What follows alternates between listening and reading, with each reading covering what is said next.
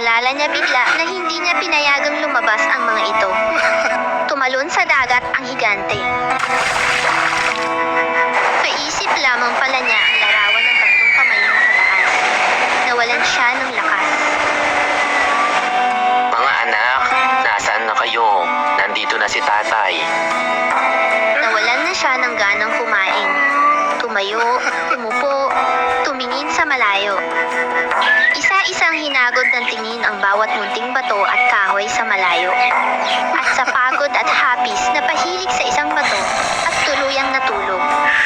Mahabang pagkatulog ang nagawa ng kawawang higante.